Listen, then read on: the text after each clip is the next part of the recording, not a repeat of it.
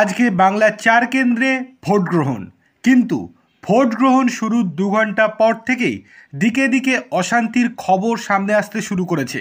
বাংলার 4 কেন্দ্রের উপনির্বাচনে অশান্তি এড়াতে নিরাপত্তা ব্যবস্থা আঁটোসাঁটো করেছিল নির্বাচন কমিশন। 4 কেন্দ্রের জন্য মোট 70 কোম্পানি কেন্দ্রীয় বাহিনী বরাদ্দ করেছে কমিশন। তার মধ্যে বাগদায় আছে সবথেকে বেশি বাহিনী, সেখানে 20 কোম্পানি কেন্দ্রীয় বাহিনী থাকছে। এছাড়াও রানাঘাট দক্ষিণে 19 কোম্পানি আছে, রায়গঞ্জে 16 কোম্পানি, মানিকতলায় 15 কোম্পানি কেন্দ্রীয় বাহিনী মোতায়েন আছে বলে জানিয়েছে কমিশন। কিন্তু এরপরেও কি অশান্তি এড়ানো সম্ভব হয়েছে? গতকাল গভীর রাতে রানাঘাট দক্ষিণের বিজেপি এজেন্টের বাড়িতে এসে ভাঙচুর চালায় তৃণমূলের 30 থেকে 35 জন দুষ্কৃতী। মুখে কাপড় বেঁধে ওই দুষ্কৃতীরা এসে চড়াও হন। জানলার কাঁচ, সিসিটিভি ভাঙচুর করা হয়। ঘটনার পর রীতিমতো আতঙ্কিত ওই বিজেপি এজেন্টের পরিবারের সদস্যরা। আক্রমণে পরিবারের পোষ্য বিড়ালের চোখে কাচও ঢুকে যায়। নির্বাচন কমিশনে অভিযোগ জানিয়েছেন ওই বিজেপি এজেন্ট।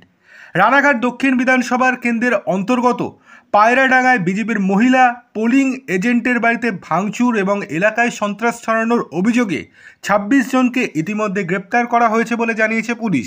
ধৃতরা প্রত্যেকেই তৃণমূল আশ্রিত দুষ্কৃতী। এছাড়াও এই মুহূর্তের সবথেকে যেটা বড় খবর সেটা হচ্ছে রায়গঞ্জে ছাপ্পা ভোট। রায়গঞ্জের 3 নম্বর ওয়ার্ড, 7 নম্বর ওয়ার্ড এবং 11 নম্বর ওয়ার্ডে ছাপ্পা দিতে গিয়ে হাতে নাতে ধরা পড়েছে তৃণমূল আশ্রিত দুষ্কৃতীরা। সেক্ষেত্রে বলা বাহুল্য, প্রায় প্রথম থেকেই ছাপ্পা ভোট দেওয়ার জন্য উঠে পড়ে লাগে তৃণমূল আশ্রিত দুষ্কৃতীরা।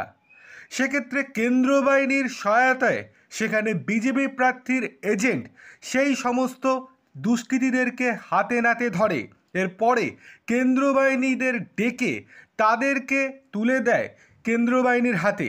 এর পরবর্তীতে সেখানে অশান্তি ছড়ানোর চেষ্টা করলেও সেক্ষেত্রে আর কোনো রকমভাবে সম্ভব হয়নি বর্তমানে।